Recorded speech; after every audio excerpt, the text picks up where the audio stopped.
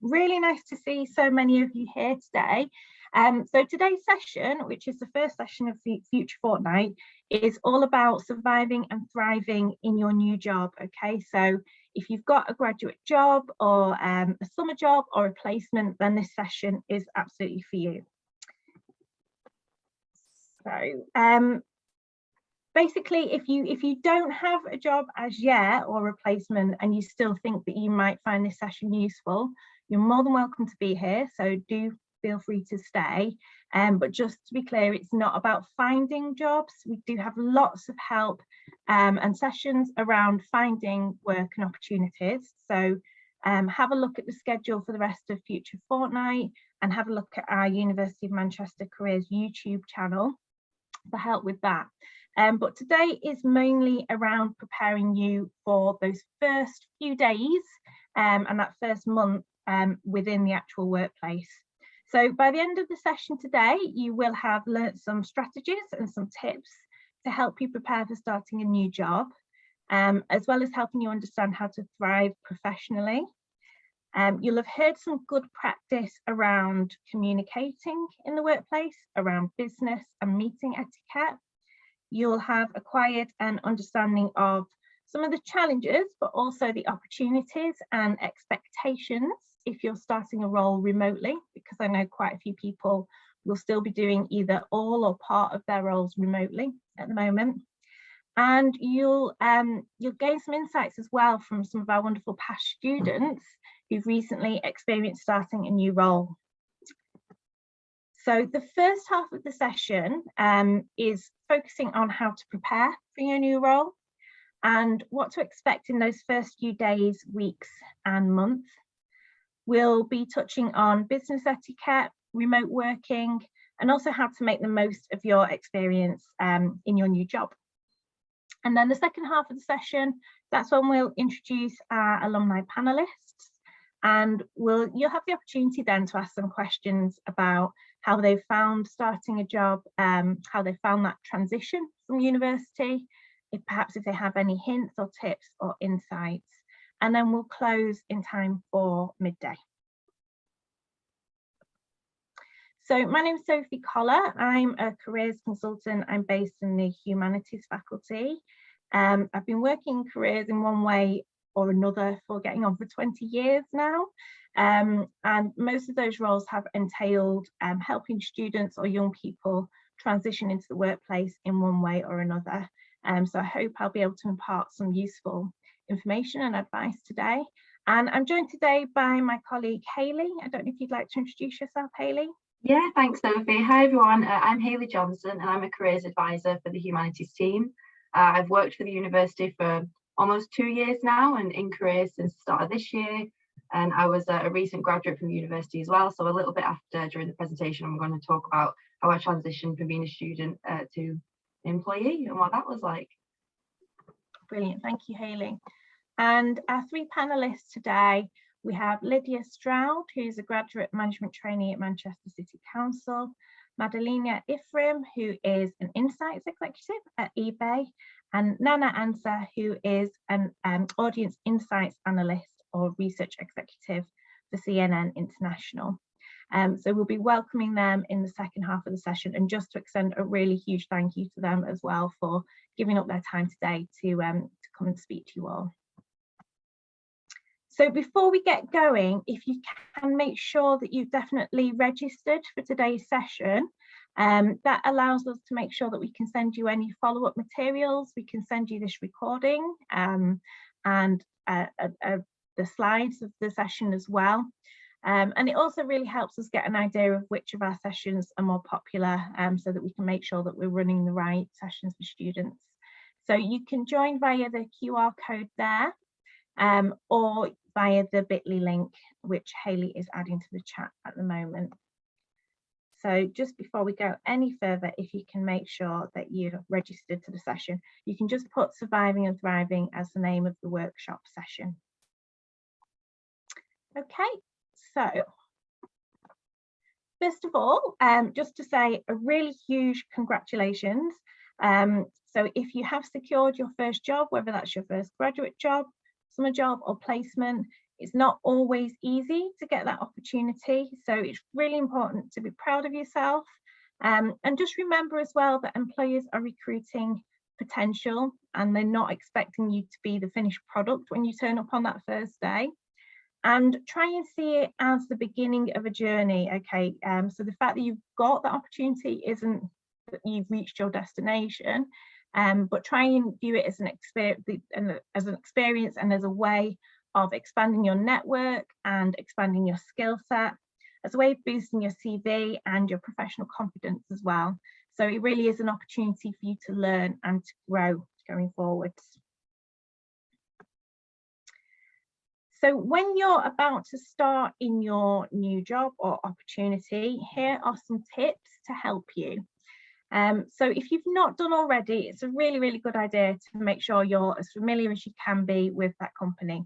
So, I mean, you've probably already done some research ahead of your interview, but make sure you've had a really good look through their website and you really understand what they do and what their company values are. Perhaps have a look on LinkedIn for your co-workers and you may be able to connect with them in advance and have a look at how they describe what they do day to day. So you've got a really good idea of different people's roles and how they might fit with your own. Have an exploration of what the dress code might be for that particular organisation. And you might want to reach out in advance and ask your manager. You can ask about the dress code in advance, but you might also want to ask about any preparation that you can do ahead of starting that role. So that's okay to do that. Have a good look through any onboarding materials that you've been sent by your employer. And if you have been sent an induction schedule for your first day or week, then make sure you're familiar with that too. Don't worry too much if you haven't had any induction schedule through, because quite often that will come through to you on your first day. You might want to spend a little bit of time thinking about how you can introduce yourself to your colleagues. So, you know, a few lines that you can say about yourself to help you feel at ease and to get to know your new colleagues. And perhaps have a think of some questions that you can ask them as well. And that's a really good way to kickstart that networking. So in a nutshell, it can be quite nerve-wracking starting a new role. However, what you tend to find is that first day in particular, or possibly even the first week, isn't really very typical in that, you know, you're not going to be thrown straight into the role. It's very unlikely that you'll be thrown straight in, but actually it might be more meeting your new colleagues. It might be familiarising yourself with policies and induction schedules. And in some ways, it can be sometimes off to quite a slow start. So try not to lose sleep on the run up to starting your new role, but actually understand that it might take a little while to get going.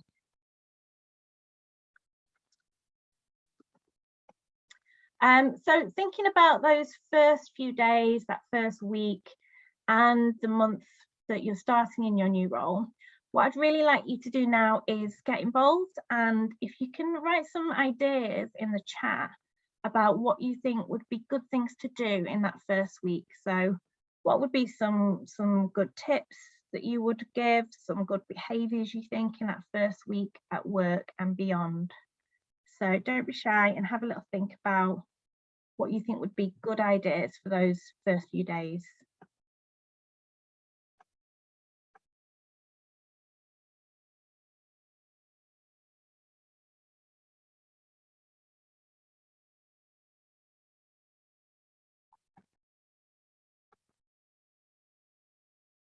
Okay, so I'll just give you a couple of minutes to think about that. Okay, thank you. Yeah, be on time, that's the big one. And you can, in terms of preparation, especially if you're going to be in a physical workplace, it's a good idea to plan out things like your journey beforehand, you know, perhaps the weekend before you start.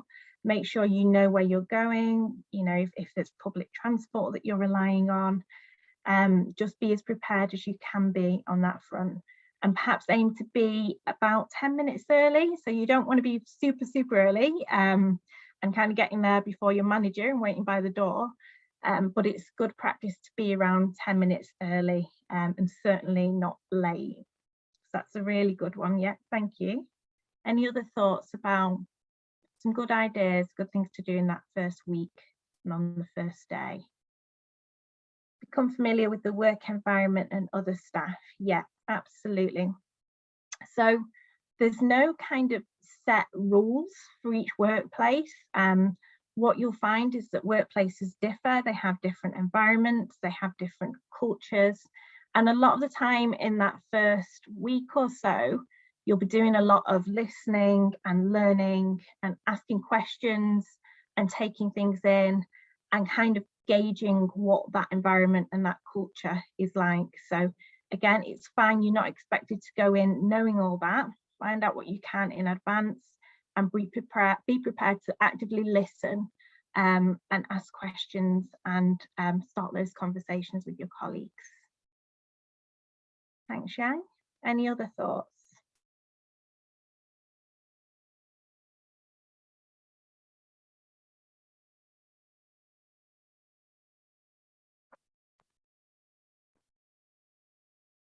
Anyone else have any ideas? Okay, well, keep them coming on the chat. Some other thoughts about how to behave in that first week. So really important thing is actually to smile. So, you know, turn up, be friendly and smile and be approachable and just introduce yourself to everybody that you come across, whether you think you might be working with them closely or not. You want to come across as that friendly, approachable new starter. Be professional at all times. And things like using your mobile or using headphones, try and figure out what the etiquette is around that before you do it, so that you're not constantly kind of checking your notifications, particularly in meetings. It's a good idea to take control of your own diary management as well. Okay, so if you're given different meetings to attend, different events, other people aren't going to keep an eye on your diary management. It's very unlikely. You need to take control of that yourself and be organised and make sure you know where you're supposed to be and when. You might on that first day want to take something in, you know, a packet of biscuits or something, just to kind of break the ice a little bit. And you might want to create an email signature that's professional and on brand. So having a look at the email signatures of your colleagues and replicating that so that you've got one that fits in with your company. You'll want to update your LinkedIn potentially and mention on there that you've started a new role. And as I've mentioned, you'll want to listen more than you talk. You do want to ask questions, but just make sure that they're relevant and well-timed questions. And make sure that you can identify which contacts will be useful to you. So do you know how to contact HR? Do you know who you need to contact if you're going to be late, if you're going to be sick, if you've got any questions? So all of those practical things. IT is a good contact to be familiar with as well. So in those first few weeks, just try and be a sponge, okay? Take notes, take things in. You will have a lot to learn. It might feel like there's a lot to take in those first few weeks, but that's okay. Just, you know, do whatever you need to do to try and learn as much as you can.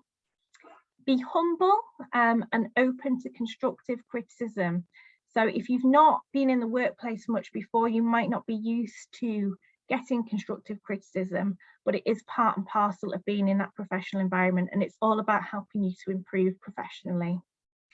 If you have been given a work buddy or somebody that you can go to as a mentor or a port of call, just make sure you're familiar with who that is, set up some meetings with them and really make the most of that relationship as well. And perhaps define some objectives with your manager. So make sure that you're clear on what your deliverables are and what you should be doing from the start. You might also, with your manager, want to establish regular and open communication with them and discuss any training needs that you have, any regular one-to-ones that you've got coming up. And then finally, connect with your co-workers on LinkedIn as well. Okay, any other ideas on that in the chat? Let me know. And then secondly, I'd like you to think about any don'ts. Okay, so what kinds of things would not be a great idea to do in that first week? So it's your first day in a new job. What do you think wouldn't be great behaviour or great thing to do? Any ideas in the chat? Give you a couple of minutes to think about it. Please do participate. There's absolutely no wrong answers.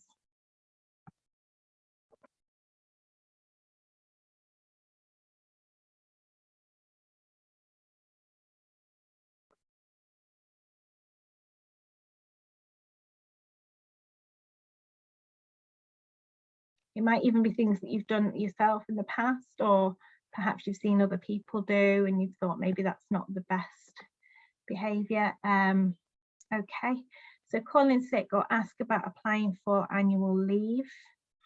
Possibly, but I mean, it's important that you establish what the sickness protocol is. And if you are genuinely sick, then, you know, most employers are sympathetic to that. But yeah, you certainly want to try and get off to a good start. And again, within those first weeks, you should be finding out about policies around annual leave. You might not want to have it as your first question, but it's okay to feel clear on that, on what the procedure is for taking annual leave. Being late, yep, and not socialising enough because you feel awkward. If there are opportunities to socialise, do take yourself out of your comfort zone. Often we find that we learn and develop the most when we're slightly outside of our comfort zone. So yeah, that's a really good point. If there are social opportunities, or even just talking to people that you've not talked to before, as I've mentioned, if you can have a think about some questions that you can ask your co-workers to break the ice. Definitely being unpolite or unrespectful or disrespectful. Not asking for help, that's a really good one. So some people actually suffer from imposter syndrome. I don't know if you're familiar with that, where they might feel like they're not good enough, they shouldn't be there, that they've made a mistake in recruiting you. But it's really, really important to remember that you've been chosen for this job above the other people who applied for it, and that they have faith in you. You know, the recruiters have seen something in you. So if you are suffering from that imposter syndrome, you can also feel like you shouldn't need to ask questions, like you should know how to do the job already. But that's absolutely not the case. And when someone's new to a job, you are expected to ask a lot of questions, and that's absolutely all right. That's fine. Okay, so thank you so much for your ideas on the chat there. That's been brilliant. So yeah, just some other ideas as well. So certainly someone's mentioned this, don't just keep yourself to yourself. Try not to show boredom or irritation or fatigue. So as I've mentioned, that first week might be off to a bit of a slow start. You might find yourself sitting at your desk or at your computer doing a lot of training videos or reading through policies, and it's perhaps, you know, you're not straight into the thick of it like you might have been expecting. But however you're feeling, stay professional and don't show that boredom. Don't feel disheartened on the same kind of line if it's not exactly as you imagined, because it possibly will take a little bit of time to get you doing the job and get you fully in there. Certainly don't be afraid to ask questions. Don't complain about your former boss or colleagues if it isn't your first job, because that doesn't reflect very well on you. And don't assume details about your job. So for example, don't make assumptions about when your lunch break will be or what your working hours are. As we've said, it's fine to ask questions. If you've not been given that information, take the time to clarify it. And try not to do things like oversharing personal information, get embroiled in workplace drama or gossip, and try to avoid from getting into conversations that are kind of political or religious as well. Another good don't is don't assume that you have to be asked to do something. Don't just wait to be asked. You can show initiative, you can spot opportunities and offer to do things, and don't be unwilling to try something in a new way. as well. And then the other thing is, don't ignore your co-workers' offers of help. Okay, so hopefully that's given you some ideas there. So just thinking about business etiquette now. So if you've not worked in an office, for example, or if it's your first time in employment, then these are some tips around how to conduct yourself in a business-like way. So if you're starting work in a physical workplace, it might take you a little bit of time to understand the office, to understand that workplace culture, as we've said, and the dynamic. So be open and respectful to everyone, and don't be afraid of making small talk, but at the same time, be mindful of not talking too much or distracting people. So that's a bit of a balance, really.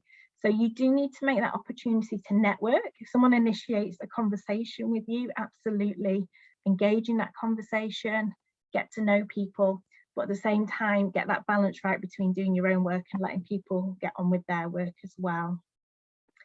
Avoid disclosing inappropriate information, entering into religious, social or political debates, because that, someone might find that offensive.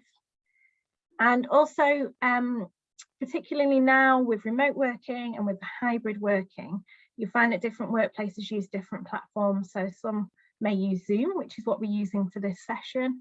Others might use Teams as well, or instead, or perhaps Skype. So just try and take a bit of time to familiarise yourself with those platforms so that you feel confident using them before your first day. So in terms of meeting etiquette, you might not have spent much time in meetings so far, but in the workplace, you're likely to attend team or departmental meetings, as well as meetings with your colleagues or one-to-ones with your manager. So some ideas about meeting etiquette. So don't just spend the whole meeting taking notes. However, personally, I feel it's fine to take notes during a meeting. I think it's that balance again, about, you're not just going to sit and take notes and not participate. You've been recruited because they've seen something in you. They want to know what your thoughts are, what your ideas are, what you can bring to that workplace. So whilst it's okay to take lots of notes and learn, do engage in meetings as well and participate. And if you don't feel that you know the landscape well enough to give ideas yet, then perhaps just ask questions to find out more within those meetings. It sounds obvious, but try not to get distracted in meetings by getting waylaid with notifications on your phone or answering emails at the same time. Make eye contact with your colleagues and practice active listening, which is where you engage your whole self in listening to what's going on in the meeting. Do keep your phone on silent and don't be afraid to contribute and ask questions. In terms of communication, so communication is a really big part of being in the workplace. Telephone and email are two of the main forms of communication that you'll have to become familiar with. So if you're answering the telephone, it's worth spending a bit of time seeing how your colleagues answer the phone. Check if there's any kind of particular script that you should be using in that workplace, if there's anything that you should be saying formally to answer the phone, and just kind of make sure that you identify yourself. So say who's answered the phone and which department you're in, and just be mindful of your tone and volume of voice, keeping that nice and professional at all times. Don't panic if you get a phone call and someone's asking you a question that you don't know the answer to. Again, that's absolutely fine. You're new, you're not going to know everything straight away. So, if you need to take that person's details and get back to them, that's absolutely fine as well. What you will find is emails in the workplace can be at times quite overwhelming. So you will find that you're likely to get a lot of emails to deal with. So getting to terms, I know as students you get a lot of emails already, so this will have given you some good practice, but you do need to find some good habits for dealing with your emails. So in terms of email overload, don't just rely on email as your main form of communication to get in touch with everybody. If you are physically in the workplace and you can go and talk to someone, that tends to be a much more effective means of communication if you can see they're not kind of in the middle of something, in the middle of a conversation, or absorbed in some work. But yeah, just think about whether email is the best format before you send it, and definitely schedule time in your diary for email management. And you'll need to make sure that you're checking them regularly, and that if there's any urgent emails, that you're on top of those. Use formal language in your emails. Avoid emojis. It might be fine to use those, but you need to give it a little bit of time to try and gauge the culture before you use informal language or emojis in your emails. And always proofread them before sending. What you can do is you can set up an email delay, which is quite good if if you're the sort of person that sends an email and then thinks, oh no, I've spelt that wrong, or I should have included that piece of information. You can put a slight delay on your email so that you can actually get it back and change it before it sends. And we've touched before on the importance of having a professional email signature as well. Okay, so I'm going to pass it over to my colleague Hayley now to talk to you a little bit about remote working and share some of her own experiences in terms of that.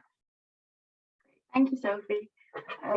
So I think first I'm just going to talk for a minute about what it was like transitioning from being a student to being in the workplace. So I got my first job after finishing as a student around 2 years ago.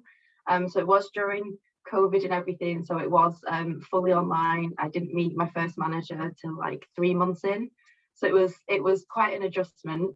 And I think the biggest thing for me that helped was having a routine. I know Sophie mentioned it earlier, but I think as a student, I had some lectures starting at like 2 o'clock, 4 p.m. I could stay up in the library till 2 a.m. and then not get up till late in the day, which was great at the time, but it doesn't really work when you're in the workplace. You have to have that schedule and be ready for work for whatever your work time is.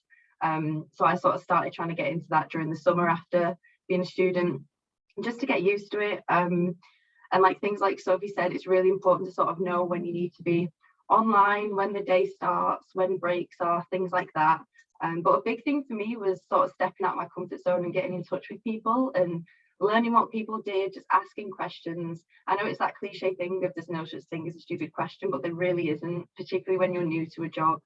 It's great to just ask those things. As Sophie said, you are pretty much being a sponge in the first 2 to 4 weeks.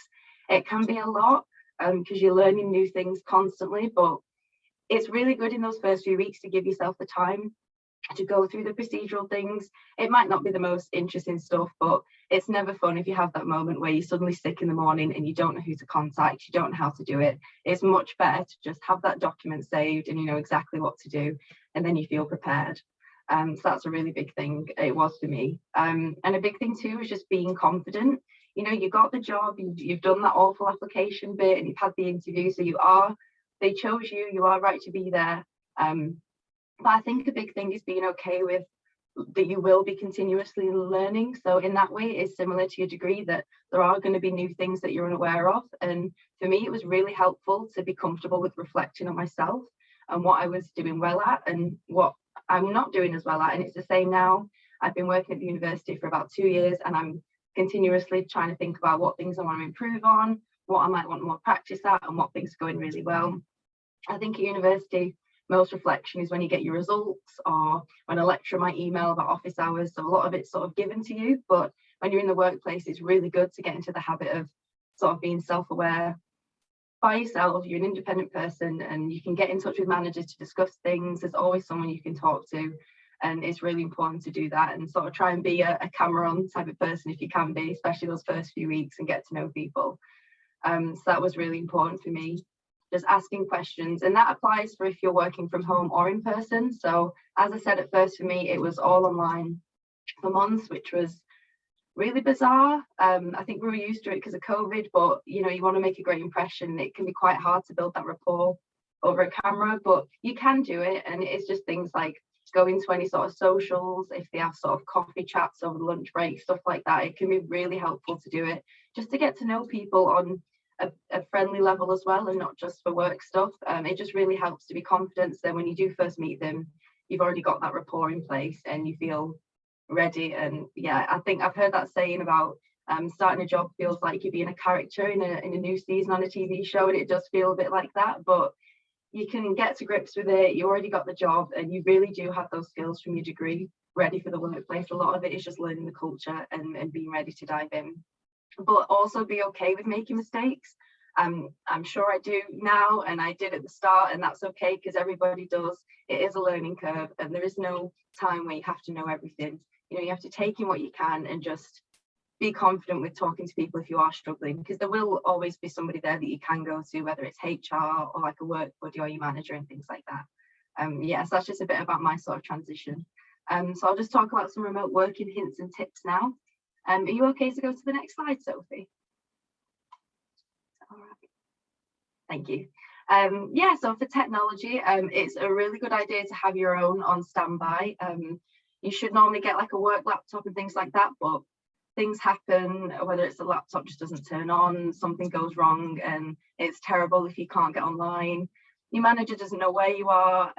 It's good to have things like Teams and stuff on your phone, not to look at outside of work. Have your own time, of course, but it's just nice to have that way to get in touch with them, even if it's just their mobile number. I made sure to do that in the first week, just to make sure if anything did happen, I could get in touch. So you just need to know you've got that sort of second workstation if you need it, so you're not frazzled and really stressed when it randomly decides to not work. And it does happen. We never think it will, but it does, and it's not fun, but everyone knows these things happen. It's really good to have like a filter on your personal email.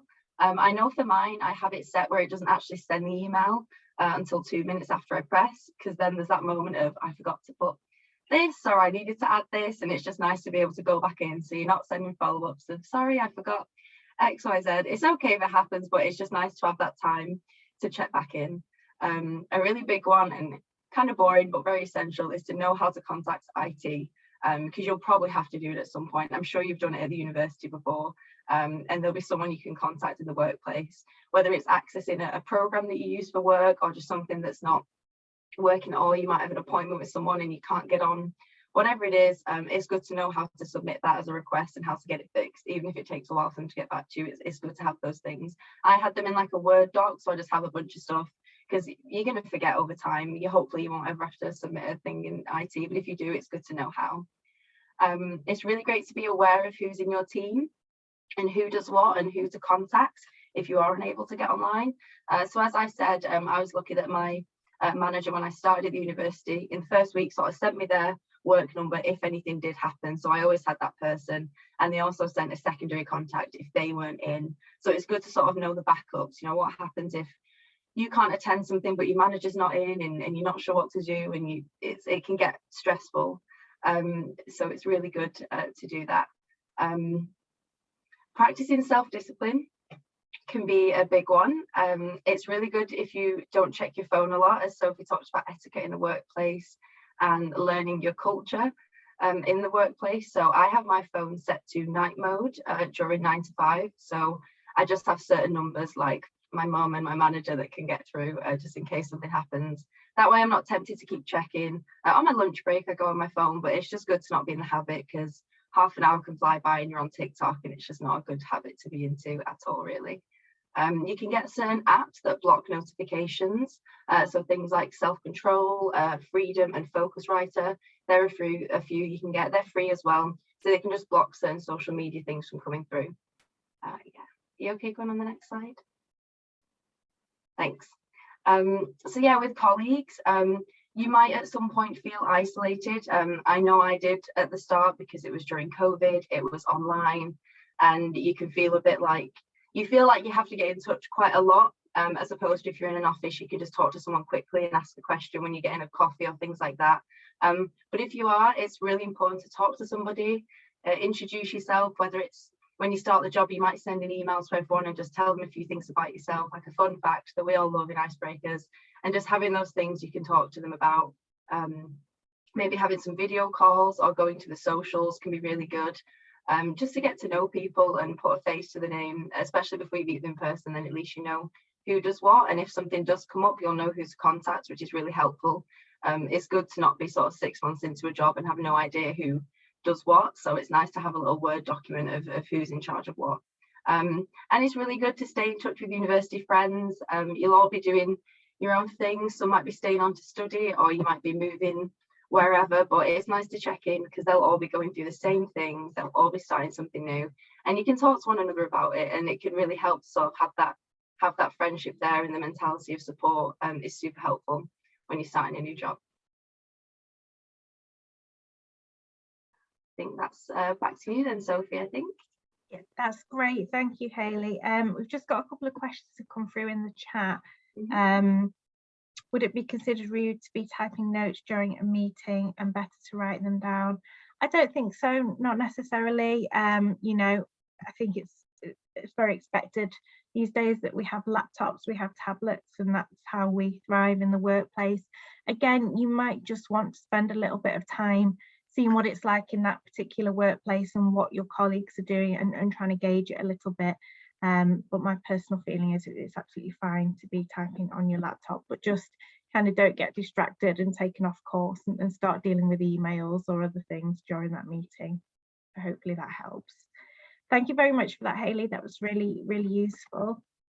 And just a quick side before we pass over to the panelists. So really trying to make the most of your experience in your job. So one of the best things that you can do, and I don't know if you're into the habit of this from your degrees anyway, but and Hayley touched on this, but reflecting is really, really important. So don't just turn up and do, and then, you know, forget about it, turn up the next day. Take a bit of time at the end of each day to think about what's happened during the course of that day, what's gone well, what you've learned, what kinds of skills you might need to develop, if you've got any training needs. And as Hayley mentioned, really kind of thinking about, you know, what are you strong at, in what areas do you thrive, and how can you build on that in this particular role. But also, are there any areas for development, because, you know, that's what it's all about in those first roles, is developing yourself as a professional. We've Hayley will pop in the chat now as well. We've actually got on our website a skills inventory that you can do, and that takes you through some of the main skills for within the workplace. And you can just go through and have a think about examples of how you've got those skills, or if there are any of those skills that you might need to develop. And then chat with your manager or your buddy or your colleagues and think about any projects you can get involved in, any opportunities to help you really hone those skills. So, you know, take yourself out of your comfort zone, try those things that you might normally be a bit averse to trying, because that's how you make the most of your opportunities. And just to be kind of aware that feedback that we've had from employers, skills that graduates like, not just University of Manchester graduates, I have to say sort of nationally, are things like managing up. So, you know, taking that initiative to manage their own workload or find answers for themselves, you know, after you've been there for a while. Resilience, leadership and commercial awareness. So if you think those are skills that you perhaps lack yourself, that's okay, just be aware of it and then try and find the opportunities to really build those skills. So show interest, connect and stay connected. So do volunteer for projects, don't be shy, do take yourself into those opportunities that you might not otherwise have. And from a networking point of view, do make the most of the colleagues that you meet. Everybody has something to give, everybody has some wisdom to impart, some insights to impart. So, you know, take all information as a gift and connect with people on LinkedIn. And if you do leave, then leave on a positive note. And I won't dwell too much on that final one because it's something that Hayley's alluded to as well. But we all make mistakes and that's absolutely fine. I think it's how you deal with those mistakes which is important. So, you know, don't try and brush it under the carpet, just own up to it and learn from it. You know, importantly, we actually learn so much from mistakes that we make. So it's just having the right approach when you do that. Okay, so thank you for your time for that first part of the session. I'm now going to introduce our panelists. So again, a huge thanks to them for coming along today. And please do make the most of having them here and have a think about what kinds of questions you might like to ask them. So I'll be asking our panelists how they found their transition from university into the workplace and what their top tip would be for transitioning into the workplace. So first of all, we have Lydia Stroud, who did, sorry, let's just say BA in Modern History and Economics, and she's a graduate management trainee at Manchester City Council. So Lydia, would you like to introduce yourself? Yeah, hi, yes, I'm Lydia. Yeah, I finished last year my degree in history and economics. So I'm just about 8 or 9 months now into my graduate scheme at Manchester City Council, and it's kind of like a rotational scheme. So you do 4 6-month placements across 2 years, with the idea to kind of give you a lot of experience in different areas of the council to kind of see what you're interested in. Okay, thank you. So how did you find it transitioning from university into the workplace? Yeah, I think it was quite an interesting thing, especially kind of in September, and then on towards Christmas, you still had kind of when you couldn't always be in the workplace, and I think they changed it so you had to work remotely. But I think it's kind of been a bit of a mixed bag. I think it's been really good to kind of get into a routine and kind of have that like set schedule and kind of have the weekends off and have the evenings off. But I think there are quite a lot of challenges in terms of like getting a good routine going. For me, I stayed in Manchester obviously, but kind of like the extra stresses you have of like renting somewhere, sorting out your bills, kind of being responsible for everything, and then alongside trying to get into your job and kind of do the best you can.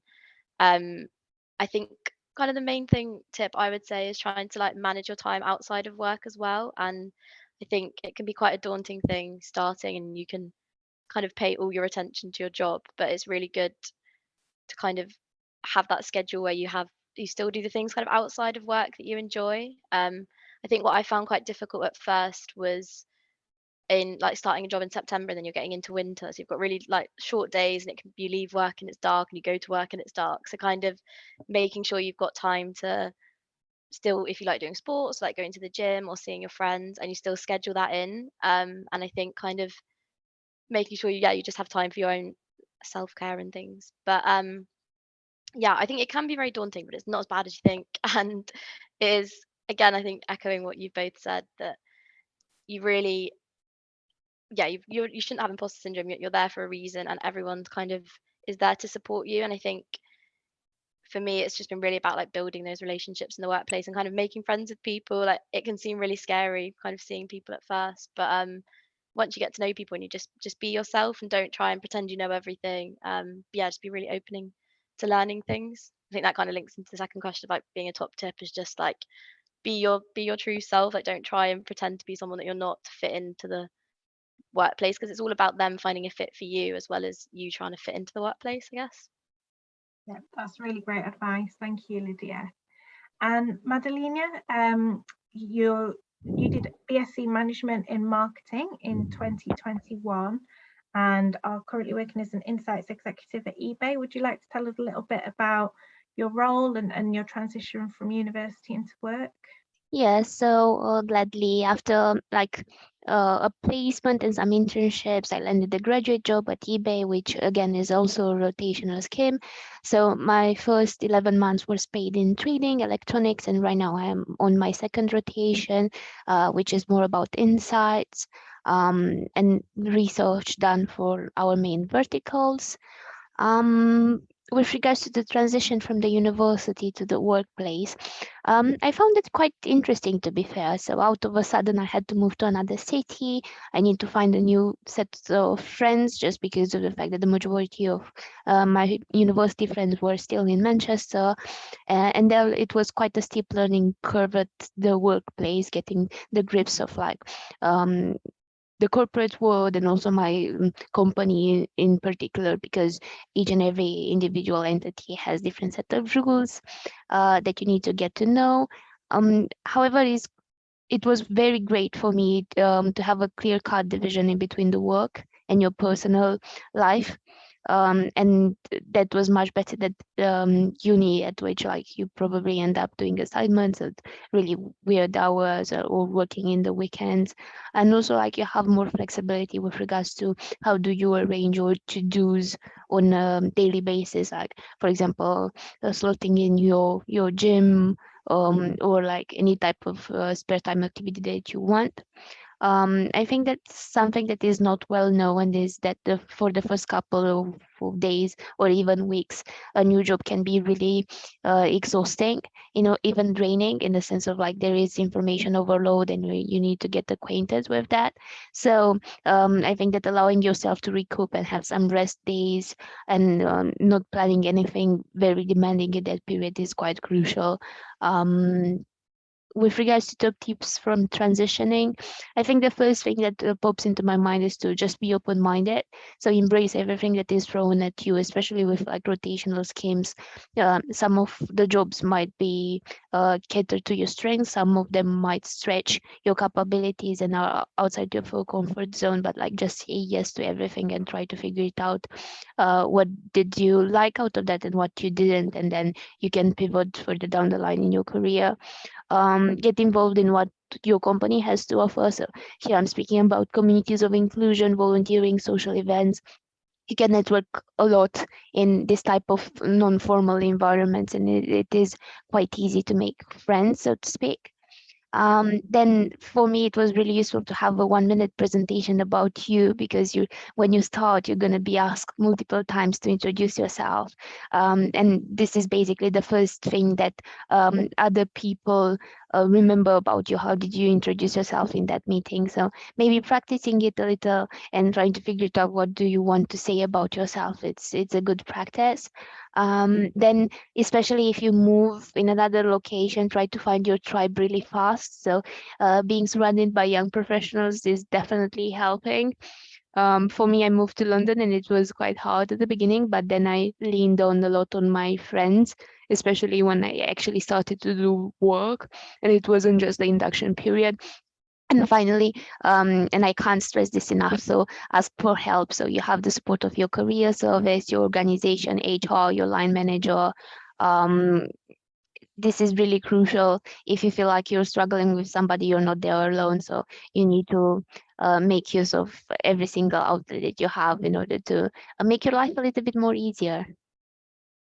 That's great. Thank you so much for that, Madalena.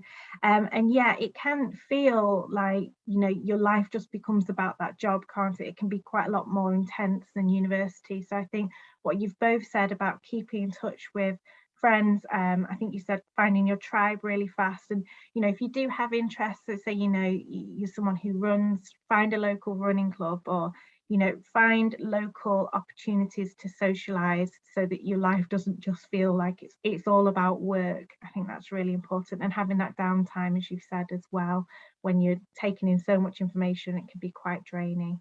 Thank you. And Nana, welcome. So you did BSc Business Management and Marketing, graduating in 2021. Would you like to tell us a little bit about your role and your transition from university?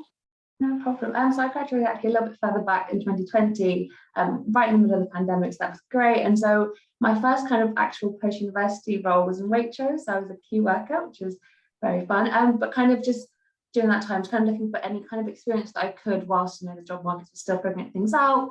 I think it's still worthwhile I was writing on the side, kind of doing pop culture writing, and I was at Waitrose, and I was finding experience that I could transfer to a full-time position later on, which I did. So in 2021, I started as the insight intern at Sony Music. So I was there for the year, and then at the start of this year, I transferred to CNN International, where I'm doing all these insight analysts. And then actually tomorrow, I am moving to Global to be a marketing partnership assistant. So in terms of kind of career post-university, I think Haley might have mentioned this, or maybe it's Sophie, sorry, my memory's terrible, but just kind of realizing that the first role you have doesn't have to be the last role you ever do, and you can hop around and try something completely different. And if you kind of follow your strengths and your interests, it's all kind of, to me, it's been a kind of learning experience, kind of figuring out which parts of kind of insight. I kind of liked working with the marketing teams and strategies, so kind of seeing that theme kind of moving into marketing. So yeah, kind of my transition has kind of been all over the place, but I think my top tip would be kind of just not to stop learning. So kind of actually just pretend to still be in university, find your HR learning and development coordinator, what resources they have, are they subscribed to LinkedIn Premium, kind of looking into every kind of learning options you can do, speaking to other teams and finding out what they do and seeing kind of if you can, you know, kind of working outside what you have to do, not just focusing on obviously do complete your tasks, but seeing if you can learn from a team that you might work with on a day-to-day basis or a team that you probably never meet, and kind of just gathering as much experience and connections and meeting as many people as you can, kind of using that to shape your career moving on and not feeling as though it's this or nothing. So yeah, that's my kind of main takeaway. But yeah, the transition I found difficult. The early mornings I'm not a great fan, but I think just having the structure and kind of having, you know, somewhere to be every day and kind of managing your own tasks and your time, it's been a transition, but I think it's been something worthwhile. I've started to enjoy having that day-to-day kind of routine. That's great, thank you. So now it's over to our students. So please do make the most of having our panelists here, and any questions at all that you would like to ask in the chat. No such thing as a stupid question. Anything that you would like to know from our previous alumni who have started in the workplace recently. Just while you're thinking about that, I've got a question. So I'll ask you, Nana, what do you think are the main skills that you took from your degree that you've taken into the workplace? Oh, that's a good question. I think the main skill for me, obviously, insights kind of research roles, so writing essays and citing your sources, and kind of all of these written communication skills that you kind of gather just through doing coursework, I think has been really valuable in kind of transitioning that to the actual role. And I think also working with other people, so kind of group projects and kind of knowing how to lead a team or kind of how to support others and kind of knowing how to transfer that to, I think you mentioned, kind of leading up and kind of being there to kind of share your ideas and actually contributing to what's going on and not feeling as though you don't get a voice. I think teamwork and kind of research has been the key ones I've taken. Okay, brilliant, thank you. And Lydia, have you found sort of being on a rotation, have there been any sort of surprises there or things that you've learned about yourself, perhaps any rotations that you didn't think you'd enjoy that have surprised you? Yeah, I think it's quite difficult being on a rotational scheme in the sense that you kind of move around so much. It's like starting a job again when you've moved. So I did one from September to the end of March, and then in like April, it's kind of like you're starting again, meeting a new team. So I think in that way it is quite difficult because you're doing. So my first placement, I was working for in migration, so it was looking at people coming from like Afghanistan and the Ukraine to Manchester and how we can place them, and I offer them support from the council. And now in my second placement, I'm in the chief exec's office, which is just completely different. So it's dealing with politicians and MPs that put in complaints to the council, kind of dealing with councillor relations. So they're completely different things that it's quite hard, I think, in that sense to be moving around and kind of finding your feet in only 6 months. It's quite a short space of time. But I think it is really good for kind of seeing your own skills and seeing what you're good at, and everything is quite transferable. I think it's just kind of having the confidence to kind of speak up and give your opinion. And I think, yeah, in terms of like top tips is just giving your opinion. I think people want to hear, especially, it might be different for other places, but in the council, it's quite an old workforce. And I think they're very keen that you come in and have like a fresh perspective on things. I think it's quite easy to get stuck in a rut of everyone viewing things in the same way. So it's quite good to come in and just like give your opinion and be confident to do that. Yeah, that's great, thank you. So yeah, again, last chance to ask questions on the chat. Madalena, I'm just wondering if there was anything that you did outside of your degree, any sort of extracurricular activities or part-time work or societies. Was there anything that you were involved in outside of your degree whilst you're at university that kind of helped you once you were in the workplace? Yeah, definitely. So I did a lot of volunteering and I had leadership positions in different societies, and that helped me pan out like a really compelling story when I had interviews, just because I had gained a lot of transferable skills that I can showcase in different settings, be it interviews, group tasks, or maybe even the whole process, and how did I handle it, from following up with the recruiters to even sending thank you notes and things like this. So I definitely feel like there are different types of outlets of getting involved in the student union and outside of it, that are helping you in the workplace. And what I would also suggest is that some of the companies have quite a strong ethos, in the sense that they have values that they are looking for in different employees. Therefore, like, getting involved might help you stand out from the crowd, and showcase the fact that you can embody that values. For example, eBay is quite an inclusive employer, and working with marginalized groups in my university experience helped me stand out from the crowd while being evaluated for the job. Right, that's great. Thank you all so much for your tips and insights there. That's all so valuable, and I hope that students here have really made the most of that. Any tips? So we are coming to the end of the session, so just quite quickly, we have had a question. Any tips about how to get along with people who are not kind to you? Does anybody like to answer that one?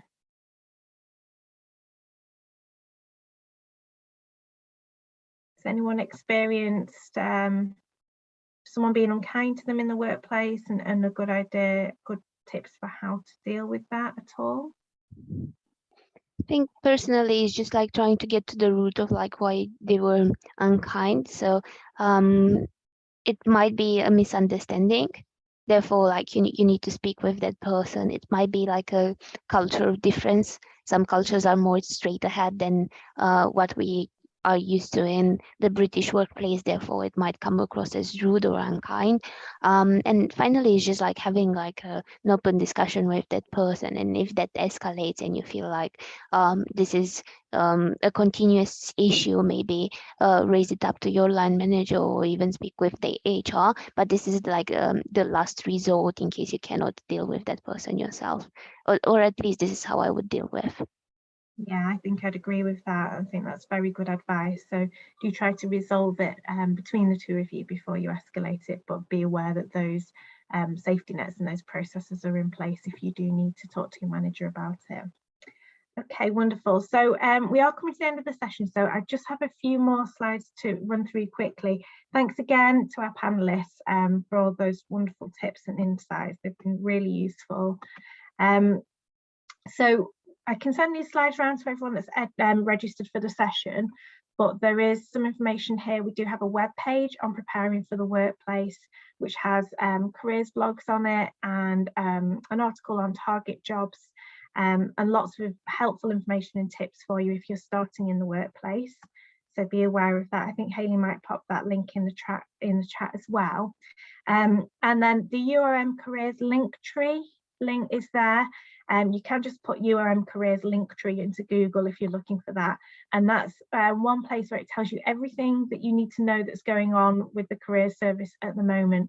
So if you were to have a look at that now, you see that the main headlines on there are Future Fortnight, so you can go through and have a look at what's happening with Future Fortnight, the other sessions that you might want to sign up for. We have got the grad fair tomorrow in person, so please do come along to that. You can also link through there to our career service webpage and Career Connect and all the other main portals that you might need to be aware of to get in touch with us. A couple of the other workshops happening in Future Fortnight that might be of interest to you, given that you're here at this session. We have a session around building self-awareness, your personality type and learning style, and skills employers want and how to get them. We are offering a lot of other sessions as well, so do check that out. And sorry, I'm just trying to move the slide on. In terms of equality, diversity and inclusion, we have lots of information on our website about career support and recruitment processes for you, however you identify. So have a look at that. And then in terms of I suspect we have quite a lot of graduates here, given the nature of the workshop or finalists. So just to make sure you know, you can continue to access us at the Career Service for up to 2 years after you finish. And that includes having one-to-one careers guidance, applications advice, support with interviews, all our employer events and alumni panels you're still more than welcome to come along to. And of course you can still use Career Connect, which is our vacancy and events database. So some information on that side there. If you're leaving us this summer,